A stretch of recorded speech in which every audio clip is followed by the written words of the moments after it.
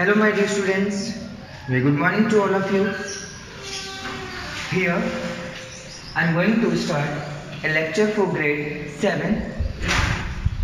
As you all know, we are just continuing the chapter first, that is nutrition in plants. In yesterday class we discussed few terms, and now I am going to continue the chapter, and these terms are there on the whiteboard that we are going to discuss now in this lecture, that is heterotrophic nutrition, host, insectivorous plants and parasite. And before I am starting this lecture, I want to tell something that first, whenever you start this chapter, before that, beta, first you go through the chapter. Means that you read the chapters thoroughly. Chapters को read करना. But on the online class, it's not possible to read each and every line from the chapter and explain. So for that, I am going to describe only terminologies that used in the chapter. But जो भी terms use हुई हैं, scientific terms हो या जो भी term, वो सारी terms हम क्या यहाँ discuss कर रहे हैं. अब chapters को read out कर लोगे तो यही terms आपको सारी मिलेगी, और आपको जो problem होगी, you face the problem in the terms only. That I am explaining in this chapter also. So without wasting our time, let's start the chapter. First, heterotrophs. So what are heterotrophs?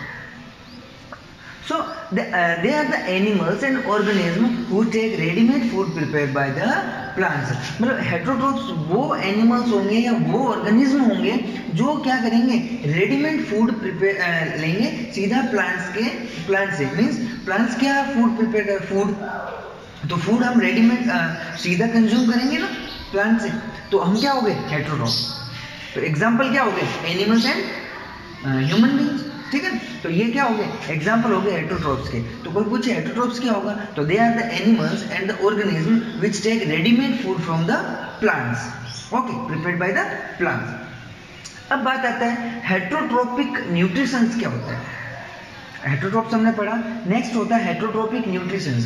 देखो nutritions का ऐसा mode जिसमें देखो हम बेटा क्या करेंगे, हम अपना फूड खुद सिंथेसाइज नहीं करते हैं, अपना फूड थोड़ी बनाते हैं खुद. हम क्या करते हैं, डिपेंड रहते हैं किसके ऊपर, प्लांट्स के ऊपर. बिकॉज प्लांट सिंथेसाइज करता है, खुद का फूड खुद प्रिपेयर करता है. ठीक है ना, तो ऐसा न्यूट्रिशंस जो वो खुद सिंथेसाइज नहीं करके किसी और पे डिपेंड रहे, तो that type of nutritions are called heterotrophic nutrition. तो let discuss the definitions. The mode of nutrition in which the organism which cannot synthesize their own food, हम अपना फूड खुद सिंथेसाइज नहीं करते हैं, depend on the food synthesize by the other plant. हम क्या करते हैं, डिपेंड रहते हैं. किसके ऊपर डिपेंड है, प्लांट्स के ऊपर डिपेंड है. Why, because plant synthesize their own food. Okay, so that type of nutritions are called heterotrophic nutritions. Host important है. Host, it is the organism on which the parasite lives. ऐसा organism जिस पे क्या है, parasite leave करता है, parasite रहता है इसके ऊपर. किसके ऊपर, होस्ट के ऊपर. तो ये जब पैरासाइट में पढ़ूंगा तो मैं वापस होस्ट को क्या करूंगा, एक्सप्लेन करूंगा. तो होस्ट क्या है, एक ऐसा ऑर्गेनिज्म है जहाँ पे पैरासाइट क्या करते हैं, रहते हैं. Okay, next insectivorous plant. Next आपका जो है insectivorous plant. See the definition first. These plants captures insect and digest them through digestive juices secreted by them. बेटा ऐसे प्लांट्स जो क्या करते हैं, इंसेक्ट्स पे डिपेंड रहते हैं, और न्यूट्रिशंस कहाँ से लेंगे, इंसेक्ट से लेंगे. आपने देखा होगा एक प्लांट है, that is pitcher plant.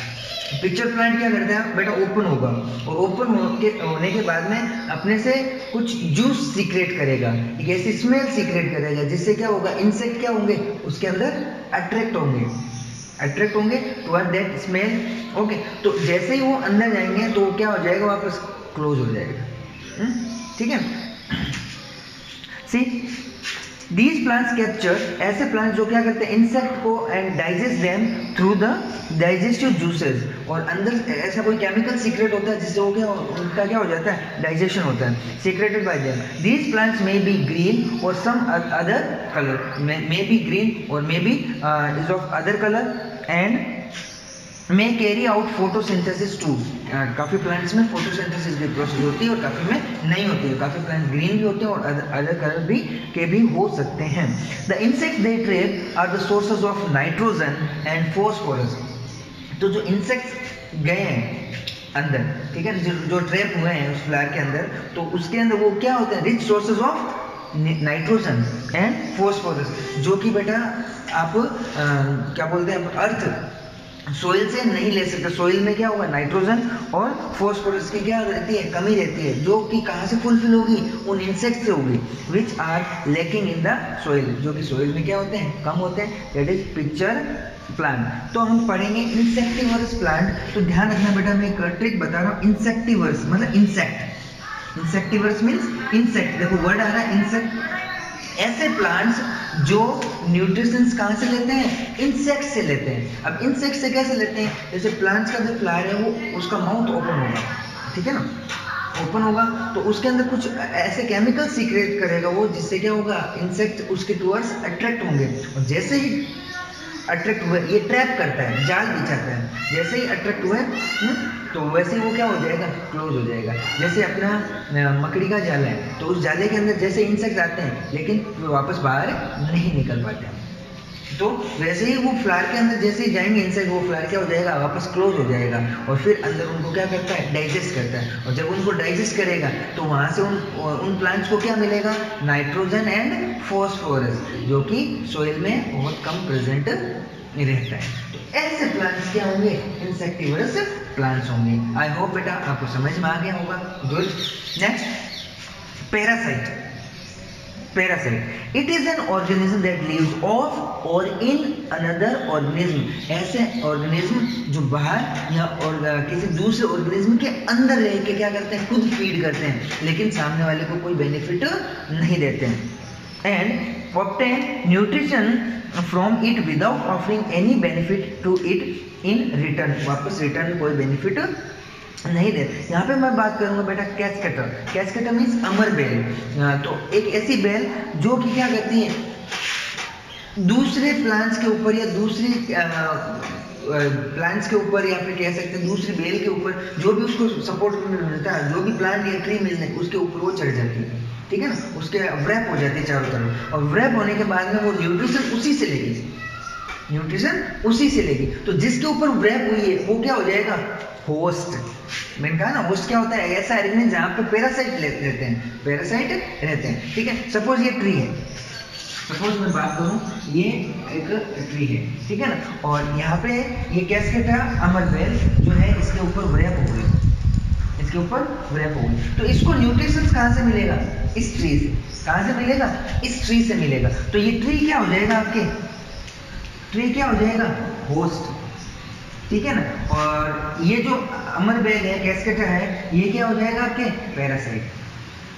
Parasite. अब बेटा देखो पैरासाइट जो है ये बेल जो इसके चारों तरफ व्रैप हो रखी है, तो ये ट्री को कुछ बेनिफिट देगी क्या, नहीं देगी, उल्टा उसको लॉस होगा, क्योंकि ये जो न्यूट्रिशन ले रहा है वो न्यूट्रिशन कौन ले रहा है पैरासाइट एब्जॉर्ब कर रहा है, ठीक है. तो अब आई होप होस्ट और पैरासाइट आपको दोनों समझ में आ गए होंगे.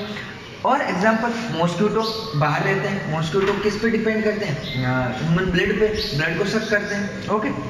Leches and cuscuta that is अमर बेल हमने डिस्कस किए है. सब मॉस्किटो है, तो मॉस्किटो के रेस्पेक्ट में हम क्या हो जाएंगे होस्ट हो जाएंगे, ठीक है ना, क्योंकि हमसे न्यूट्रिशन कौन ले रहा है दैट मॉस्किटो. तो मॉस्किटो हो जाएगा पैरासाइट और हम क्या हो जाएंगे होस्ट हो जाएंगे, ठीक है बेटा.